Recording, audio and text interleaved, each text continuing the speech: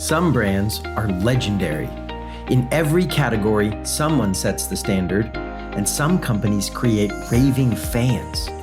Join Scott Wozniak and Caitlin Johnson of Swaz Consulting as we dig into the tactics and tools behind great organizations. How did the legends do it? And how can you become a legendary brand too? Caitlin, great to be back with you again and to dive into the engine. How do we build great customer experiences?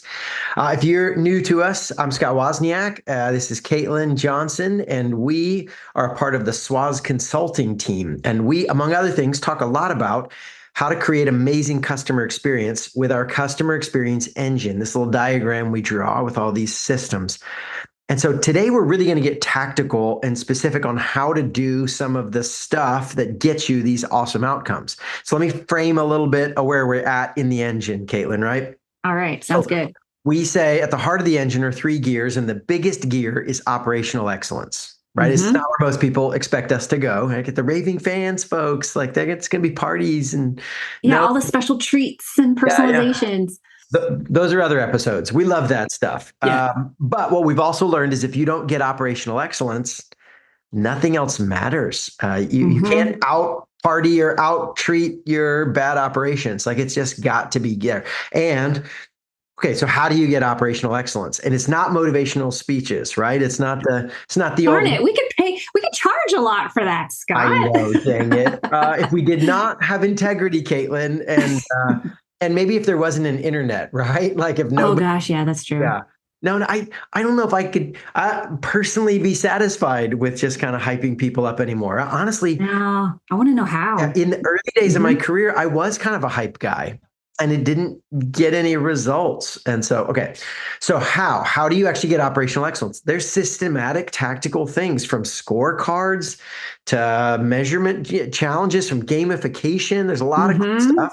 Yes. But today, we're going to focus on what might be one of the biggest factors in operational excellence, and that is hiring with excellence.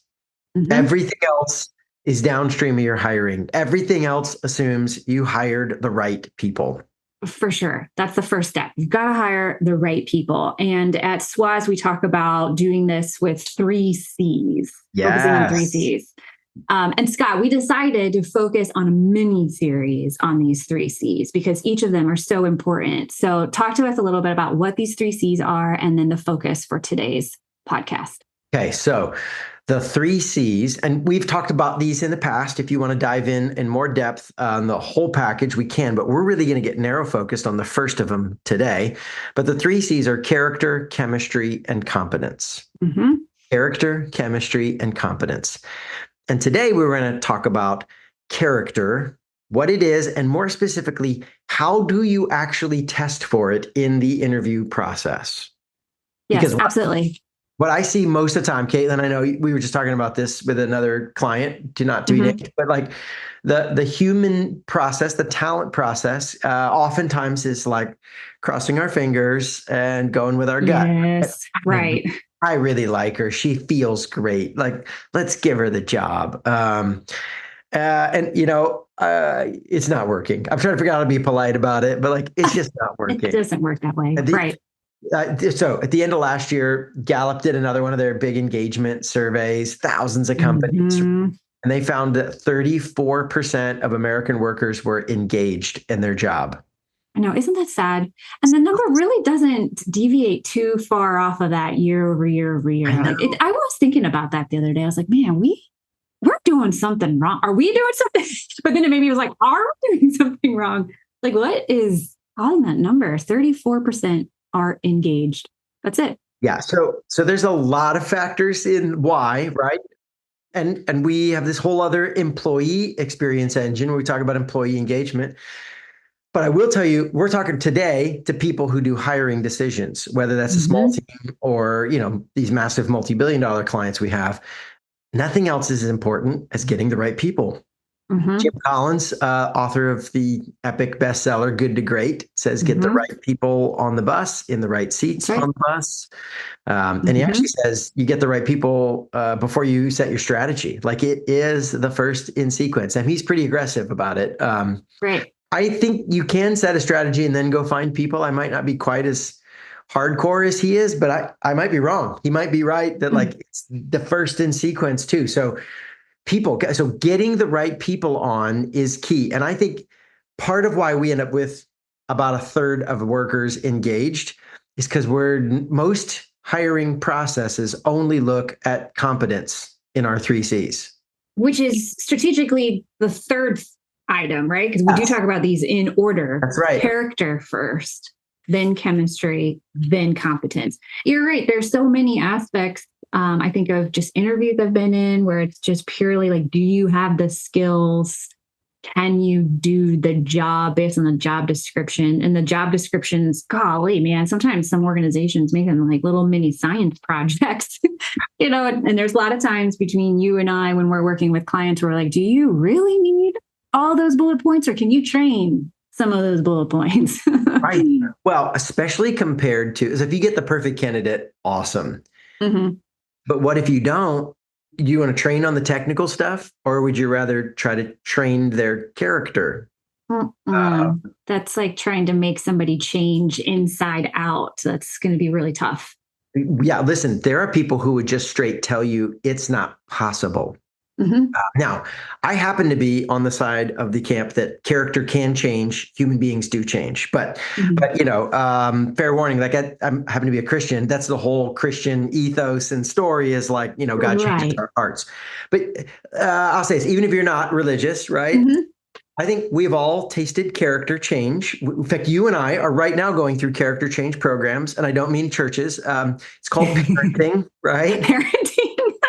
Yes. Oh my gosh. Adorable little narcissists, right? Like they're just amazing. And they're pretty sure the world revolves around them. And they have no inborn disciplines. And you have 18 years to hammer some sense of like, discipline and care and self-control and all the important values in life. That's right. Exactly. And, sadly, I have seen kids who have not had parents pour into them with excellence. And up to a certain age, I would say below 10, if a kid is really acting out, I really don't blame the kid. But there's a sliding line. It's not like one day suddenly it's all on them. But I would say by the time they get to 16, 17, 18, you get to start making your own life choices. And the fact that your parents suck, like...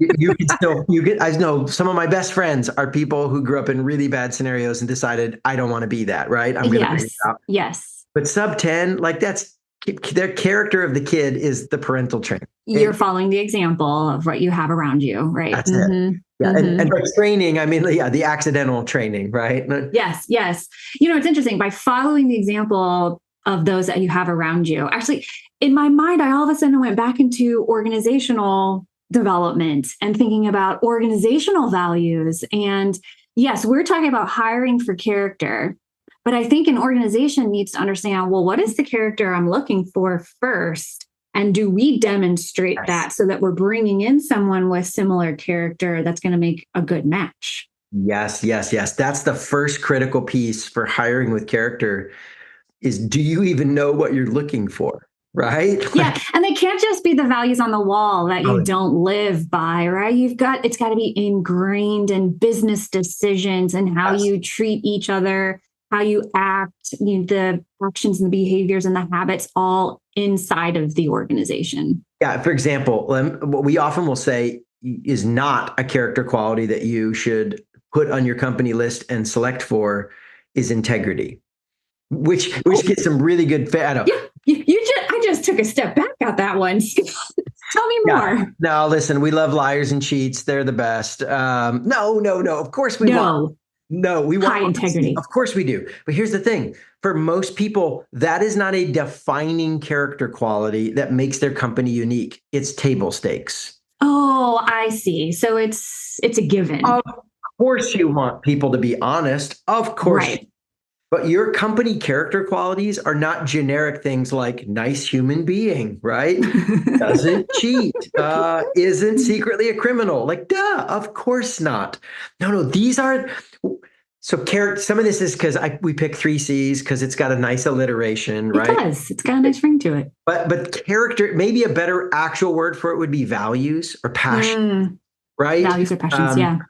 Because in common usage English, character tends to refer to like, is a person of good, upstanding integrity? Sure. Yes. Check the Yes. box, of course. But of Okay. course, listen, most companies don't have a uniquely passionate drive. Now, listen, but if you're the kind of company that's like, we tell it how it is, so much so that sometimes we're too blunt, we're Yeah. too aggressive, we're overly transparent in an industry when everyone else hides. We post our stuff publicly. Mm-hmm. Everybody's salary is known to everybody else in the company. Everybody, like this kind of raw, honest, intense, Mm-hmm. ruthless, here's the facts. You should probably put something about like, Transparent. brutal transparency and Yeah. integrity on your list. But if you're just a generically nice people, like honestly, it's not one of our core values in the Right. sense that, of course, we want people with integrity. Of course we do. But we're not ruthlessly trying to be more hardly, we're Mm-hmm. like, no, no, no. Do the right thing, of course. But we talk more about excellence.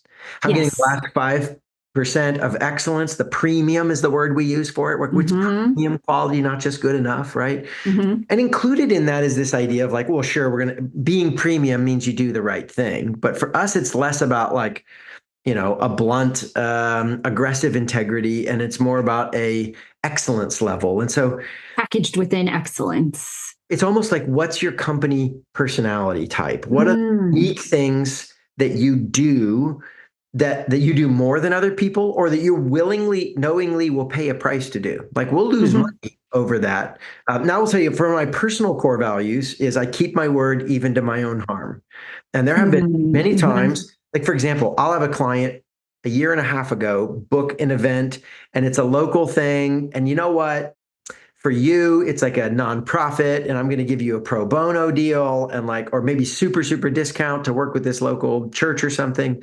And we're just Uh-huh. going to help you buddy out. And then 6 months later, a Fortune 100 company will say, hey, can we pay you a ridiculously large amount of money for you come to our company event? And it's the same day as my low to no cost profit thing. Yeah. Sorry, I have given Sorry. my word. I'm just not doing that. Or one time, long story short, flights were delayed and crazy Mm-hmm. stuff. And like, yeah, I ended up having to book an extra flight and an extra car and a hotel room and drive. Like I got 2 hours of sleep and drove through the night Oh in man. order to make Yeah. the client event work because I could. Stick to your word. And Yeah. so, Mm-hmm. but that's a different thing than I honestly don't require all of my team to go nuts quite the same way. Many of us do because it's who we are. But as a team, we think Yeah. more about premium quality, premium. What's your unique values? Things like passion for details and a real precision. Mm-hmm. Mm-hmm. Some industries or some types of companies, but like that's their specialty. Mm-hmm. And really, we're going to be slow, careful, precision, detailed people. Right. You're going to have folks who are like, no, we are aggressive risk takers who launch when we're 70% sure it's there. And we're all out there running experiments that we don't expect to work. Both of those can be very nice people with good integrity. Oh yeah, absolutely. Yeah, they're wired a little bit differently, but And, but yeah. and one of them is going to thrive in your company and one of them is going to struggle. Oh gosh, yeah. And I can just think about those people who are more open to learning and taking risks versus someone who's risk, averse and wants to be very calculated, depending like on your corporate environment or business environment, small business environment. You have to understand how you view those to then be able to find the right people to match and thrive, right? So focusing on character, being clear about what your values are within your organization, and then narrowing it down to be able to find people who match those. This is where you're going to be able to retain your people longer, right? It's such a mystery, it seems like, right? Such a mystery to focus on retainment. And one simple way, but it is a says simple, does hard, because you've got to do the hard work of understanding your values first and then finding people who match those values.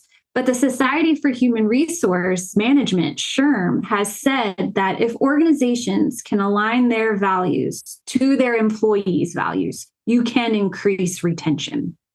So making sure there's a good match. That's been measured. Like that's not just a theory. Like they went and tested it, and the more there's a match, the more retention you get. Which think about it. That makes sense, right? If this is the kind of people who think and act and decide the way I would if I was making that call, it feels better. We're not going to disagree as much. Yes. And you also operationally, there's so many decisions where you're like, why would she go ahead so recklessly? Or why didn't she go ahead and take that risk? Right. And they're like, yes. And like operational problems are often come down to character things. And as a coach, you and I both coached a lot of leaders. When we deal with problem employees, this is the most common thing. Like, tell me about the guy you're not dealing with. Like, right. In my experience, it's like 85% of the time, it's not a competence technical problem. It's a character problem. Yeah. I'm reminded of a story personally where I was new to a team and, you and I love assessments, and we had just taken Gallup Strengths Finder together as a team. And inside of me had been like butting heads with some of these folks. I never expressed it outwardly. I was still new to the team. I was trying to figure out like, what is the missing piece here that I just can't seem to be talking to them at the same level. And it was when we took the Gallup Strengths Finder and our values and our innate talents came out that everybody except for the leader on the team were strong relationship builders. And the leader and I were very strategic thinkers.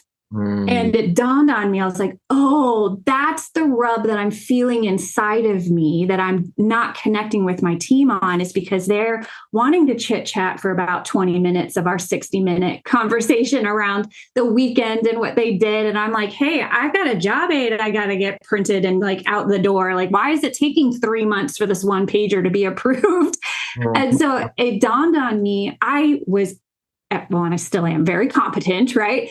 The chemistry-wise, these were great people. I loved working with them. Yeah. But from the character standpoint, I was like, oh, I just have a different way of getting work done compared to these individuals. And so that was where the rub was for me.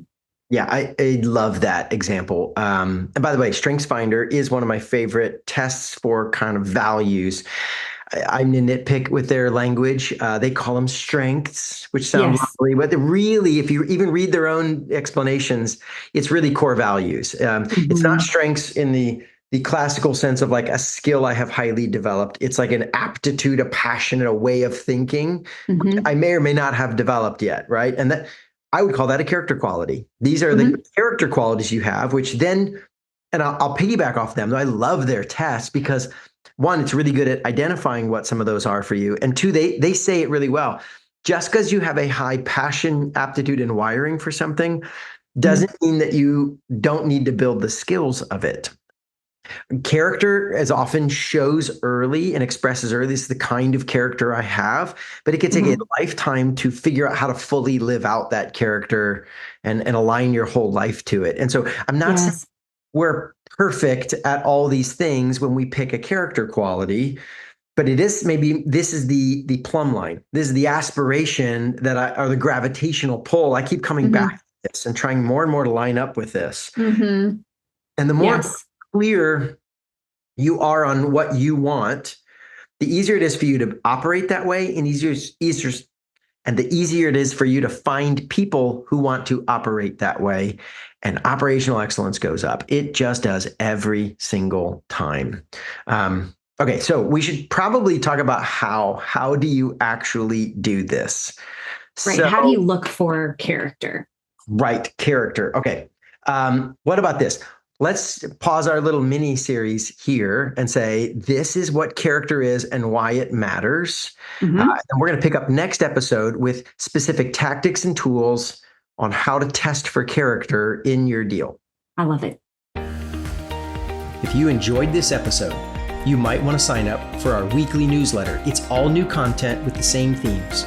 You can subscribe for free and learn more about how we partner with our clients to build legendary companies at swozconsulting.com. That's www.swozconsulting.com. And if you want to get access to the actual tools and techniques that we use with our elite consulting clients, check out our online program at legendarybrandsacademy.com. That's www.legendarybrandsacademy.com. Greatness is possible. You just have to build the right engine.